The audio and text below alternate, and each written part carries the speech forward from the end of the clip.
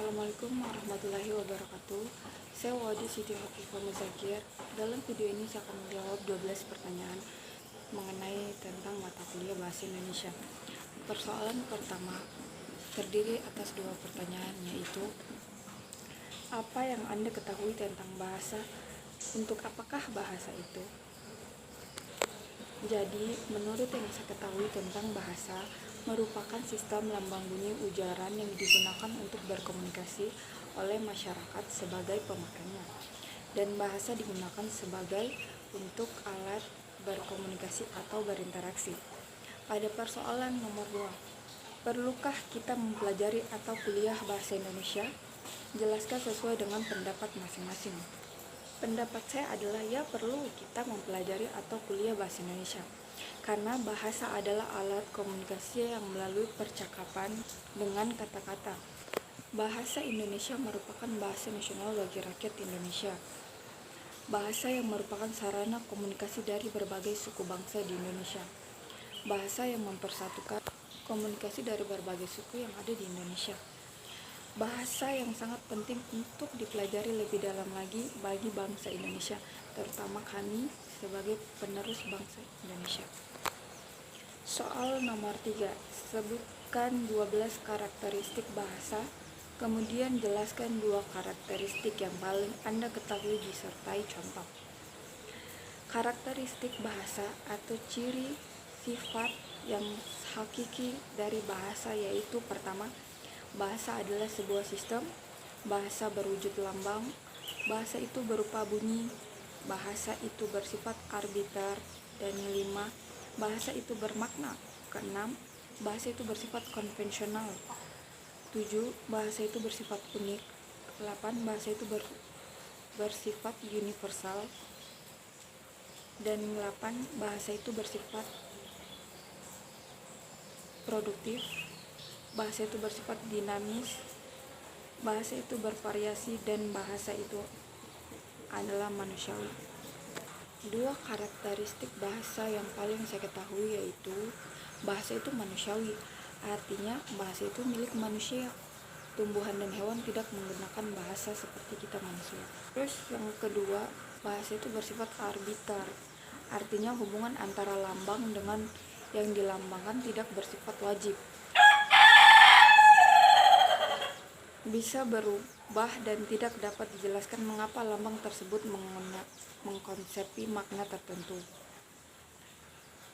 Secara konkret, alasan tanda kutip kuda melambangkan sejenis tentang berkaki 4 dan yang bisa dikendarai adalah tidak bisa dijelaskan. Soal nomor 4, mengapa bahasa dikatakan arbiter dan konvensional? Bahasa dikatakan arbiter berarti antara lambang dan yang dilambangkan bersifat mana suka dan sewenang-wenang sesuai kehendak masyarakat bahasa itu. Sedangkan bahasa itu konvensional berarti penggunaan lambang tersebut harus atas kesepakatan masyarakat pemilik bahasa. Pada awalnya kesepakatan itu tidak tertulis, terjadi begitu saja, namun diikuti oleh semua orang. Soal nomor 5. Maaf, ada suara ayam. Bahasa itu unik. Jelaskan salah satu keunikan bahasa daerah Anda. Berhubung orang tua saya adalah orang Muna, jadi saya akan menjelaskan tentang bahasa Muna, atau yang dalam bahasanya Wamba Wuna. Wamba itu berarti bahasa atau berbicara, dan Muna itu adalah kabupaten yang beribu kota Raha.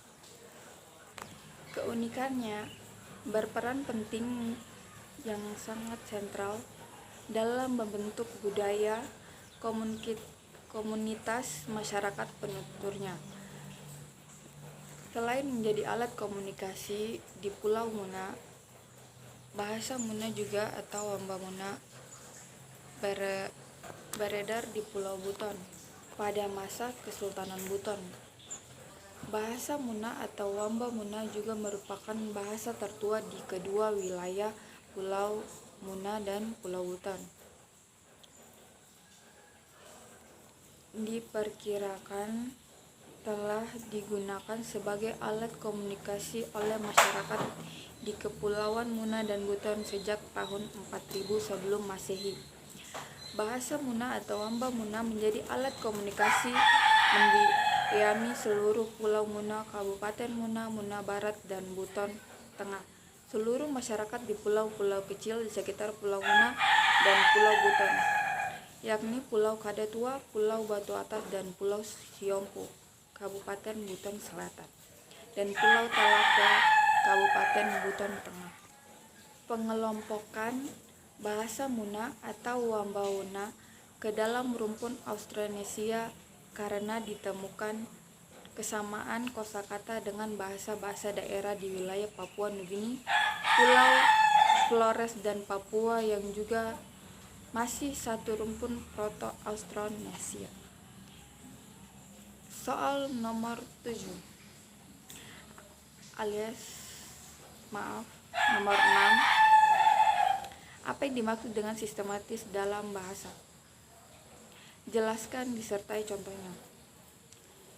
Jawabannya adalah sistematis itu berarti bahasa itu bukan sistem tunggal, tetapi terdiri dari subsistem bawahan atau disebut tataran linguistik. Contohnya, tataran linguistik terdiri dari tataran fonologi, tataran morfologi, tataran sintaksis, tataran semantik, dan tataran leksikon. Soal nomor 7. Buktikan dengan contoh bahwa bahasa itu produktif. Bahasa produktif adalah bahasa yang digunakan untuk menyampaikan informasi atau gagasan baik secara tertulis maupun lisan. Adapun yang termaksud dalam keterampilan bahasa produktif adalah kegiatan menulis dan berbicara. Menulis, kegiatan penyampaian pesan secara tertulis pada pihak lain. Menulis adalah proses bernalar. Berbicara yaitu kemampuan mengucapkan bunyi-bunyi, artikulasi atau kata-kata untuk mengekspresikan, mengatakan, serta menyampaikan pikiran, gagasan, dan perasaan. Soal nomor 8. Jelaskan 7 fungsi menurut H.A.K. Halliday dalam bukunya yang berjudul Explanation in the Function of Language. Jawabannya adalah pada tahun 1973 yang dikutip Tarigan, yaitu 1. Fungsi instrumental melayani pengelolaan lingkungan, menyebabkan peristiwa-peristiwa tertentu terjadi. 2. Fungsi regulasi bertindak untuk mengawasi serta mengendalikan peristiwa-peristiwa. 3. Fungsi pemerian adalah penggunaan bahasa untuk membuat pernyataan-pernyataan, menyampaikan fakta-fakta dan pengetahuan, menjelaskan atau melaporkan, dengan kata lain menggambarkan realitas yang sebenarnya seperti yang dilihat oleh seseorang. 4. Fungsi interaksi bertugas untuk menjamin serta menetapkan ketahanan dan kelangsungan komunikasi interaksi sosial. Fungsi kelima yaitu fungsi perorangan, memberi kesempatan kepada seseorang untuk mengekspresikan perasaan, emosi pribadi, serta reaksi-reaksi yang mendalam. Fungsi keenam yaitu fungsi heuristik, melibatkan penggunaan bahasa untuk memperoleh ilmu pengetahuan, mempelajari seluk-beluk lingkungan. Fungsi ketujuh yaitu fungsi imajinatif, melayani penciptaan sistem-sistem atau gagasan yang bersifat imajinatif. Itulah 7 fungsi dari soal nomor 8. fungsi bahasa menurut H.A.K. Halliday. Lanjut, soal nomor 9. Kapankah bahasa Indonesia pertama kali diakui dan kapan diresmikan secara hukum? Jelaskan.